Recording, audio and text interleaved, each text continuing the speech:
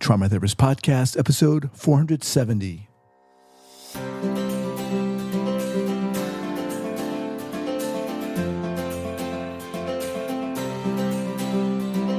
All right, guys, welcome to the Trauma Therapist Podcast. My name is Guy McPherson. My mission is to raise awareness of trauma and to support new trauma therapists just starting out on their trauma-informed journey. I do that through this podcast and my membership community, Trauma Therapist 2.0. If you're a therapist of any kind, interested in learning about trauma, and you're looking for support and inspiration, I invite you to check out Trauma Therapist 2.0 by going to traumatherapist2.com. That's traumatherapist, the number 2.com. All right, let's get started. All right, guys, welcome back to the Trauma Therapist Podcast. Very excited today to be joined by two previous really inspiring guests, Robyn Gobbel and Marshall Lyles. Welcome, both of you. Hey, Guy. Hey, thanks for having us. All right. So Robyn was previously on episode 402. She has over 15 years of practice in family and play therapy, specializing in complex trauma, attachment, and adoption. Robyn's diverse clinical training includes EMDR, Somatic Experiencing, Trust-Based Relational Intervention, Circle of Security Parent Educator, and a bunch of other things that I'm not going to read again here. Robyn has integrated these training modalities with a foundation of attachment theory and the relational neurosciences to create an attachment-rich, sensory-sensitive, and relational neurosciences-supported healing environment for children and families. Marshall joined me previously on episodes 152 and 393. He is an EMDR IA-approved consultant and also has over 15 years of practice in play and family therapy. He has extensive speaking and training experience and has worked in a variety of mental health settings. Most of his clinical practice has focused on attachment trauma and its effect on family relationships. He conducts supervision and consultation sessions with counseling professionals and leads training in both parenting and professional settings. All right. So, as I've said before in this podcast, I mean, you guys are here. It's not an accident. You know, what you guys talk about individually really resonates not only with me personally, but what this podcast is about. And Marshall, you had, I think you introduced me to Robyn. Mm-hmm. And then after I had Robyn on, I was like, amazing. And then you said, well, let's do something together. And what did you say there? Let me ask you to kind of repeat that for our listeners. Yeah. One of the things I like about the content and what you try to do here, Guy, is encouraging new trauma therapists how to elongate their career and get the most out of everyday work without falling into burnout. And those themes are so important in the intensity of work that we do. And one of the most pivotal things that's happened for me in my career is when Robyn and I started falling into rhythm of getting to do some things together. And even the times that I'm, because we live far apart from one another, even the times when I'm on my own, I've internalized our working relationship in a way that's impacted how I think and do the trauma work. And so that it just felt like maybe some encouragement we could start to talk about how to find collaborating partners and how to remove some of the aloneness that comes from doing this really important and really hard work. Okay. Robyn, let me ask you to jump in here. How did you guys meet? So we've known each other. We knew each other, like of each other in our community. We, both lived and practiced in Austin for a long time. And we knew of each other, right, Marshall? That's right. But didn't really know each other. We knew we were both doing the same work, and I can at least speak for myself and say highly regarded Marshall. Like, he had a great reputation, was doing great work. And then I think we finally like met each other in person, maybe like in 2012, if I had to guess. Is at a training in Houston, I think. And for a couple years, sort of continued that peripheral relationship. We knew of each other. We respected each other. We saw each other at trainings, but weren't extremely connected until I decided I wanted Marshall to help me earn the registered play therapist credential, which then propelled us to having to be together a lot. through all that consultation. And I think, Marshall, correct me if I'm wrong, it was right at the end of, like, we had this like power session in your office of just working towards finishing up these hours and this credential. And it was like, well, okay, so what's next? We should teach together. And so we just came up with something to teach. Nice. And then I would say, through how much we've taught together now, it's been probably 3+ years, how we've just become such really good friends. Cool. Very cool. And we'll talk about your teaching kind of later on. We'll get into that and exactly what that looks like. But Marshall, start off here. Bring us into context. Yeah. One of the things and I echo what Robyn was saying, that we felt kind of an instant respect through reputation. I was honestly a little intimidated to meet Robyn in person, but we found such similar humor, and the things that brought us joy were really congruent, and so we found our way into playfulness with ease. And one of the things that we found really interesting is, population-wise, we were both primarily working with attachment trauma. We had lots of similar training. We had a philosophy that was so compatible, and yet so much of the expression of what our work looked like in offices and even in our personalities is dramatically different. And so that became really attractive and interesting. And it became more and more that we were exploring about, well, how do you do that? And what does it sound like? And it became interesting to almost become bilingual and knowing the other way to speak attachment language and the other way to do trauma work. My more introverted, I would say, I have a lot of expressive arts and those sorts of work. And then Robyn being just so much gifted with words and so expressive naturally, so into music and movement and those things that terrify me to no degree. So it became this challenge as well as this encouragement to get to hear the compatibility and differences that we were working with. Robyn, why don't you kind of comment on what Marshall just said? Give us your view on that. Yeah, I mean, we have so many similarities and so many fantastic differences. Like Marshall speaks play therapy better than I do, right? Like when we first kind of merged together, we were talking about the same thing, but he had this one set of language and I had more of the attachment, relational neurobiology language. And we were saying the exact same things, but with different language, different nuances. And so that was really fun to merge those and to see, like, how are we speaking the same thing? What's different? How are we complementing each other? And then again, I think some of it is personality. Marshall tends to err more towards, introversion, which nobody's would ever describe me as introverted. And the way that we kind of would co-teach, and his background in more expressive arts and Santray, and my background in working with these highly dysregulated kids who were, spinning and upside down. And I hung this hammock in my office and had a trampoline in my office and was just like, constantly engaging my body. And in fact, couldn't get Marshall to come to my body workshop. So many convenient excuses every time. Okay. I think I started getting really creative with the excuses. But when I found my way to it, and what finally happened in Denver. Finally, yeah. I knew what you were doing, but to see it happen was a completely different experience for me. I found myself like being pulled towards, the activities that people were doing and wanting to join in. So yes, even I couldn't avoid it once it was in my eye line. Yeah.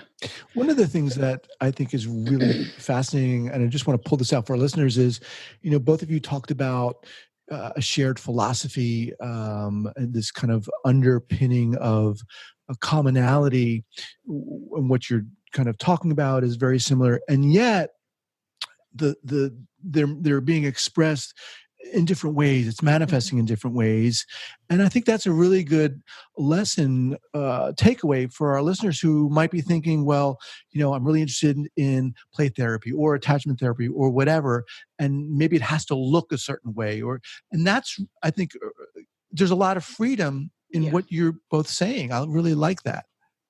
Yeah, I like that too, and I think part of what makes trauma therapy hard isn't just the therapy, but often the way that therapists treat one another and speak of one another. There's a lot of competition and kind of one-upsmanship that can come in our field, sadly, and speaking about different approaches with disdain and disrespect. And so then there's this, I think that enlarges the imposter syndrome that's out there, is that people are constantly hearing how other therapists are being spoken of, and just then by assumption, you must believe other people are thinking that of me and my approach. So it has been really a healing experience for me to get to be with Robyn and to understand how much mutual respect there can be, even when approach and style and expression is different. I've found it to be, as one of our favorite teachers would say, a completely, what is Bonnie's word? Not disconfirming. It's been a disconfirming experience from my previous collaborations. Mm-hmm. So let's kind of bring it into this topic of, what is it? Burnout, or how would you describe it? Yeah, I think burnout is part of it, but almost some of the symptoms or precursors even that might start is I start to watch new therapists lose conviction about what they believe. I continually watch in supervision how therapists aren't trusting their own intuition, and they're not really leaning into how their personal self integrates with their model, with their theory. And so much of that. Robyn, you're shaking your head. Yeah. If we can find ways to talk about that and to see other people live, Robyn and I have these dialogues together in front of people about, how I would say that different, but how drawn I am to, your approach, Robyn, and in the moments when I hear you talk about it. We're hoping that we can model for others what it's like to embrace self and to bring that into a right brain version of the trauma work that can happen whenever you're really surrounded in good, solid community. Yeah, I mean, I think one of the most common pieces of feedback that Marshall and I get when we teach together, and we get this whether we're teaching online like this, so we've run webinars together where we both have our screens open like this, but then nobody else has their screen. And then, of course, we've co-taught together in person, is we're regularly told that the resonance that's created between the two of us alivens and allows people to embody exactly what we're talking about, which is like the cultivation and co-creation of resonance between therapists and clients. So being able, which wasn't, certainly we didn't sit down with that goal, like, hey, Marshall, we should make sure we're very resonant because that will really inspire, like that was just feedback that we started getting. And it was really exciting when people were saying that they were getting that from us, like virtually online. I thought that was really amazing. But when we pull it back to like trauma therapist work and whether you want to call it self-care or burnout or, what being with Marshall has meant, like being with somebody with shared philosophy, and not just like, we both work from an attachment perspective, but we have shared philosophies about like humanity. And Marshall, I would imagine you remember like the lunch that we had together where I said, like, I just learned this thing from this mentor. And she said, which guy I talked about at my last podcast with you, like, I've never met a true self I haven't fallen in love with. And Marshall's just like, so I guess, if we're going to believe that about our clients, we're going to have to believe that about ourselves, huh? I'm like, oh, yeah, dang it. That is so much hard work. But like being in... I think that conversation just got edited for appropriate podcast. Yes, language. This is yes. So, but to work with somebody that like embodies that belief in the same intensity that I embody it is so freeing, right? Like I don't have to worry about making mistakes. I don't have to worry, like all of my voices that are like, I'm too big, I take up too much space in the relationship, I'm too this, I'm too that. Like, I just don't have to worry about that with being in collaboration with somebody who, again, it's not just clinically we're on the same page. We're like on the same page about our beliefs about people. What I'm getting, if I may, is this acceptance of who each of you are, professionally, personally, and even in collaboration. And you can feel it. And of course, that's making me, and I can see how you got that feedback. Other people say, yeah, wait a minute. I'm like X, Y, and Z. I can own that. This is, and of course, that's going to feed off of and resonate with someone in the room. Yeah. But let's get back to Marshall. What you were saying initially is that's not always easy. No. I mean, wait a minute. You're asking me to accept the fact that I'm an introvert or not an introvert and what that's going to look like, et cetera? Yeah. I remember, Robyn, at one point, this will probably be a conversation you remember as well. So I have a narrative that I would often tell myself of, because I'm an introvert, I also don't really enjoy being with large groups of people in a way where I feel known by all of them at the same time, or people trying to enter into my world, that I get really anxious. And she said something very clearly like, I believe part of you believes that, but there clearly have to be other parts of you that are welcoming it because it's happening. And that rattled me for weeks to realize, oh, wait, this is just the version of the story I've been telling myself. I have other parts that are not compatible with that narrative and that story, that deserve to be cared for and heard and honored. And she said it with such straightforward gentleness that, it packaged it in a way that I couldn't help but let it hang out in my mind for a little bit. After, I probably drank a little for a minute, and then we moved right into, I have to have a follow-up dialogue with you about this. And so that became a part of our conversation for a little while.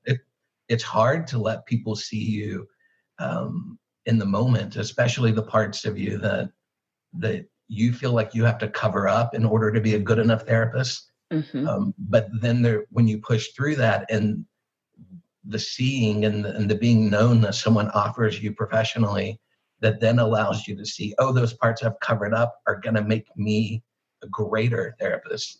Those are the parts that are going to make me inviting to people. It's healing eventually. It's just scary at first. Robyn, jump in there, because I love this, but I want you to have an opportunity to talk here on this.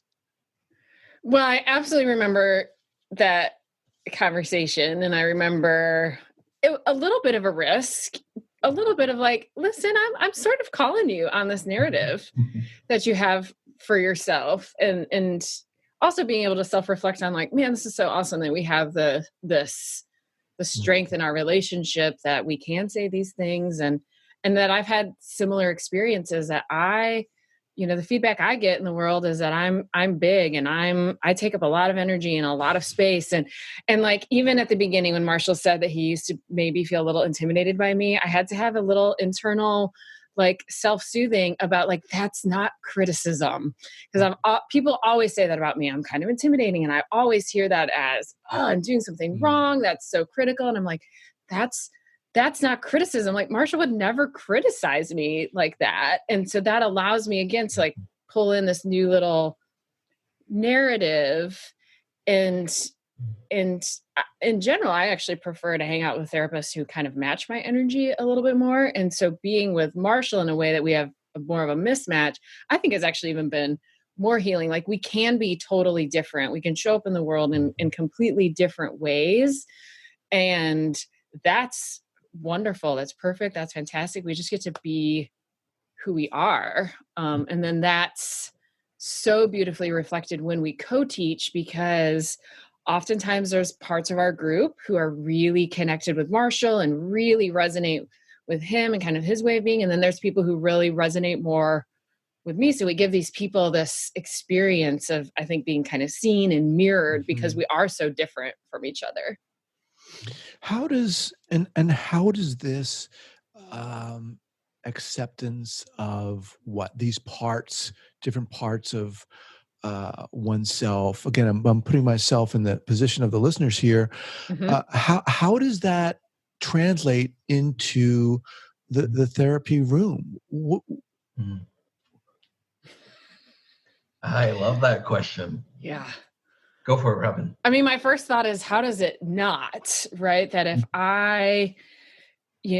if I'm going to hold this belief, like, all parts of you are welcome here, which I really believe is a core part of therapy work. All parts of you get to come here. I want to see and know all of them, even though the parts that you're the most ashamed of or the most afraid of or whatever, the parts you believe are the most harmful, that I can only create that experience for a client if I really believe that about myself.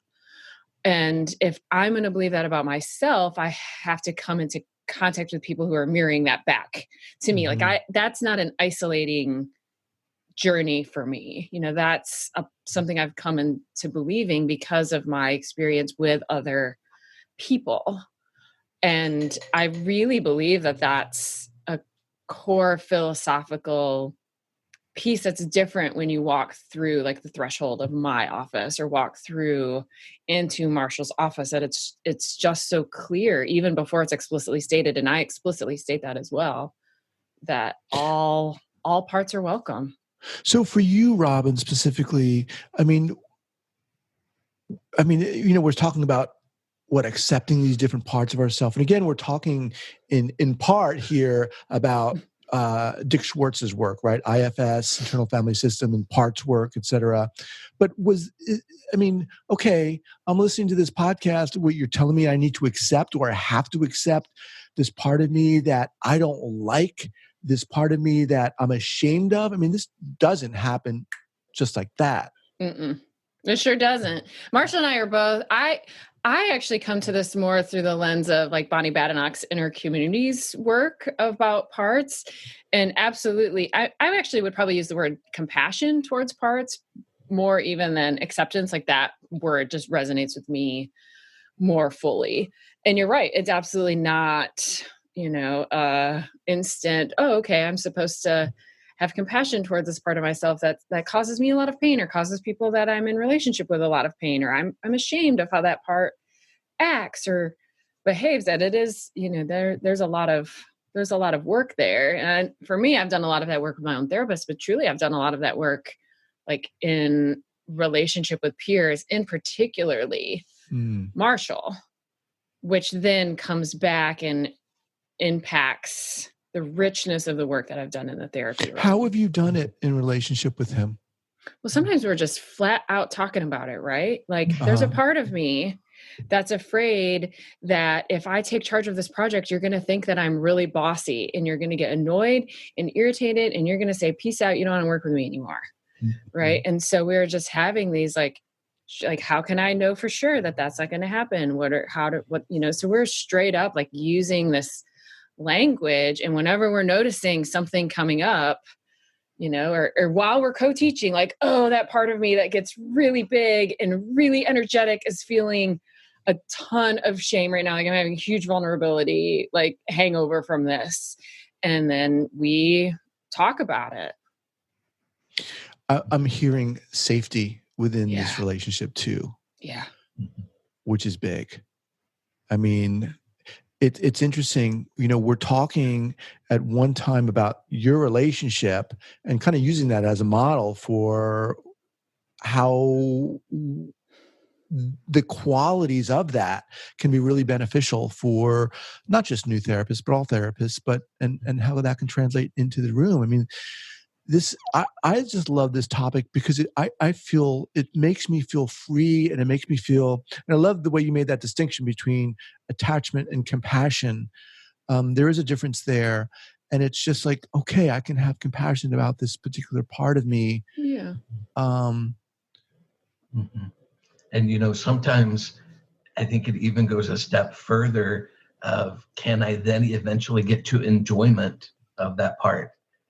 Kind of delighting in that part, which is a word that Robyn and I bring into almost every training we do, is let's not even have to stop at compassion. What would it be like to move to delight?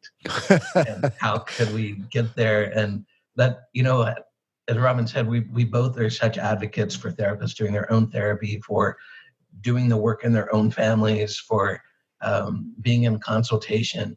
But this part in particular, this being in community and collaboration with other people who are similar to you, when Robyn delights in one of my parts that I'm not sure belongs in the therapy room, I trust it in a way that's different from all those other relationships, because she's doing the work I'm doing.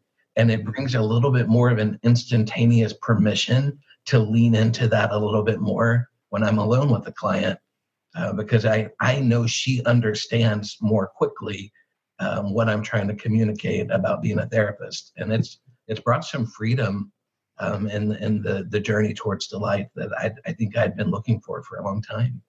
So this quality of having compassion and even acceptance towards these different parts of ourselves, for a therapist, Robyn, you were like, well, how can it not translate into the room?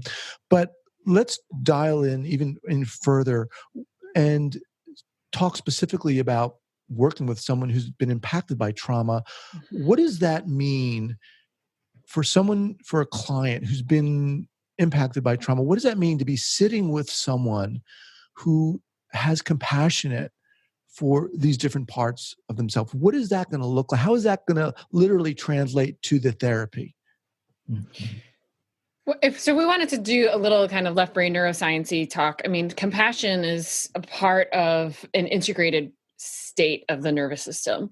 And so if I can hold in mindful awareness this part of myself, which maybe does have repercussions in my life or does have some negative behaviors, or I've traditionally been angry at or ashamed of, but I can hold and like literally have a disconnection, be able to see that part, can think about that part without being consumed by that part, and have a curious state of, I wonder what that part's job has been. I wonder what happened that caused this part to think it needed to work this hard.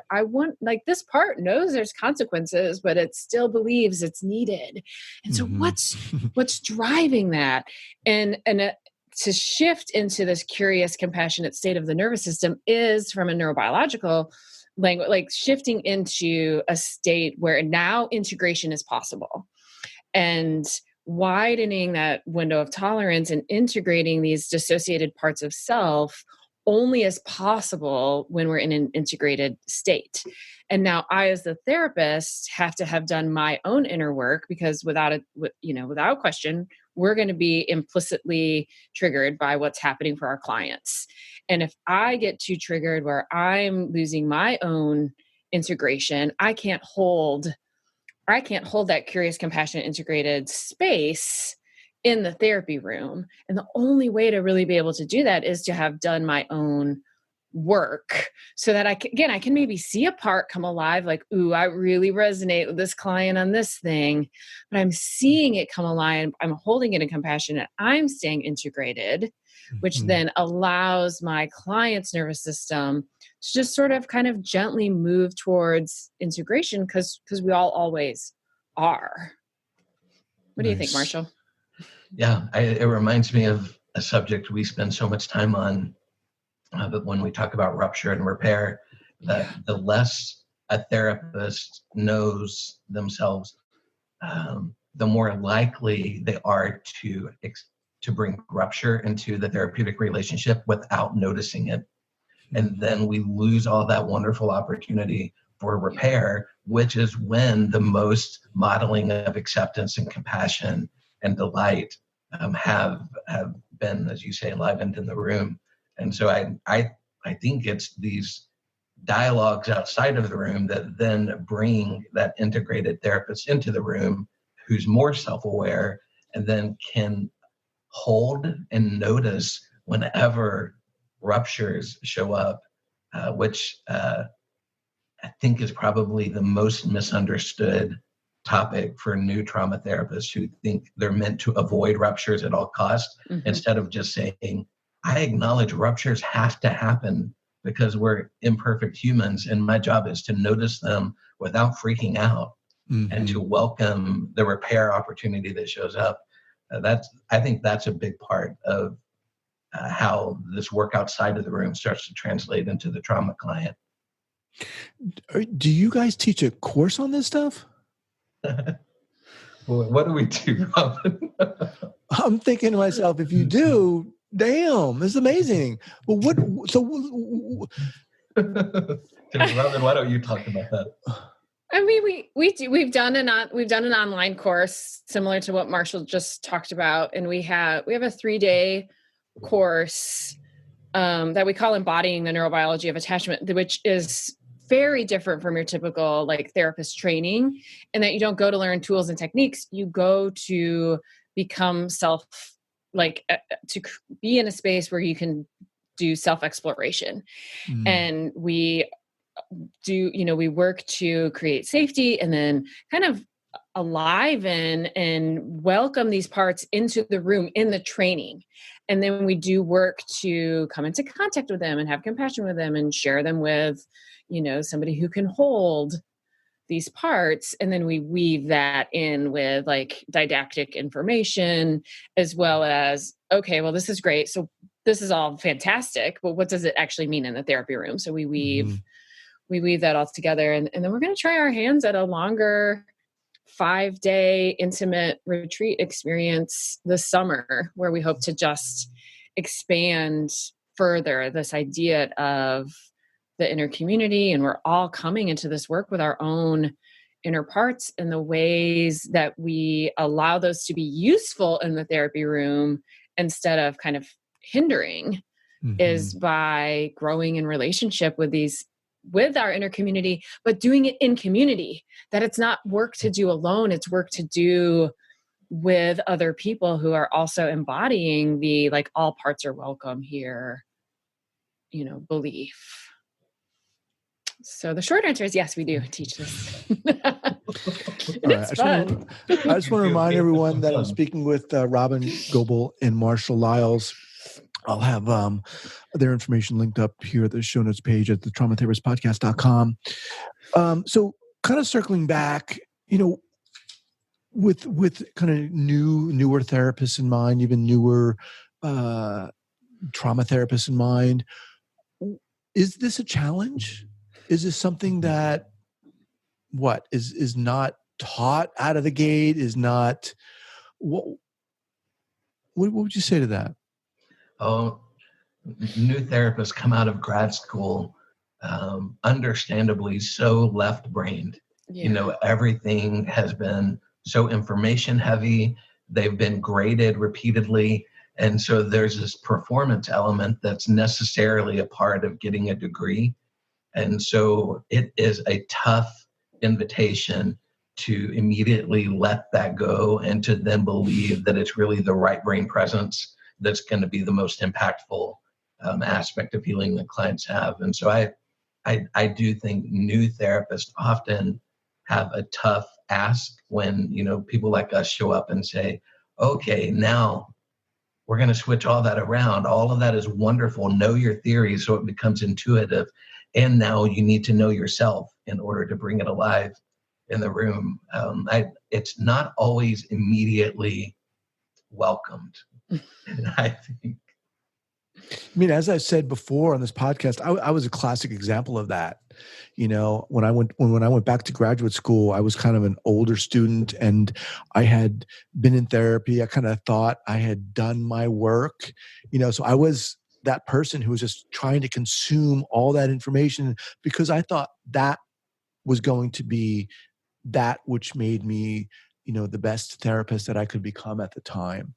And of course, I found out the hard way in a sense, but this topic is again just so inspiring to me because it's almost like that free ticket to be yourself, as simple and trite as that sounds, but how powerful that is when you're sitting in the room with someone who can embody that and how that resonates, you know. Mm-hmm. And for someone who's been impacted by trauma, it's almost the antithesis of that, right? There's always the shutting down of stuff. And yeah, man. Yeah. And I relate to that. I remember, you know, my own therapist, all parts are welcome, blah, blah, blah. And being like kind of angry about it. Like, that doesn't, I don't believe you. That doesn't make sense. There's this one part of me that's terrible. In fact, probably the best thing we could do is if you could grow like my good protective parts as opposed to like, let's just ignore, you know, so I really relate to the, like, no way, you've got to be kidding me. Like, how can we really welcome on all parts of self? And I've you know, worked through that as well to be able to say like, no, we really can. It's not my agenda to determine if a client does or doesn't do that, but it is my responsibility to hold that, you know, create that environment for them that I can't control if you are going to welcome all of your parts of self, but I do, and I'm going to keep showing up every week and keep doing what I need to do to be clear about that. So you're just, for me to be clear, you're saying you can't determine whether a client is going to welcome all of their parts, but you are going to welcome all their parts. Absolutely. Yeah. Okay. Nice. And that conviction can only be communicated when it's congruent. So that's going back to what Robyn was saying earlier. If you as a therapist have not welcomed your parts, you can never really adequately convince someone to accept the invitation of their parts being welcomed. Yeah. And so it's just so much responsibility on us to continue to do all the things we need to keep track of our inner community, to be listening to those aspects that show up, and to be receiving care that we need in order to convince ourselves that we can be trusted. Awesome. All right, guys. Robyn, what's the best way for people to get in contact with you? My website, gobbellcounseling.com. Okay. And how about for you, Marshall? Same, marshalllyles.com. There's a whole lot of L's there in the middle. You just got to keep going. Keep going with those L's. It's true. Now, as far as collaborative work between you guys, is there a website they can go to? How are people going to learn about what you guys are doing together? We both have it on both of our websites, right? Okay. Typically, people do actual registration through my website. That's my I'm going to get this done part of me. But we both have all the information on both of our websites. Okay. When's the next workshop you guys are doing? So we're in Fort Worth at the very beginning of March. And then Olympia, Washington for the 3-day attachment workshop again in June. And then our inner parts retreat, 5-6 day retreat is in July. Okay. Awesome. Yeah. I'll get those linked up. Awesome, guys. Thank you so much for taking the time to come back and share. This was awesome. Thanks, Guy. Thank you. And thanks, all right. Marshall. Take care. Bye. Bye.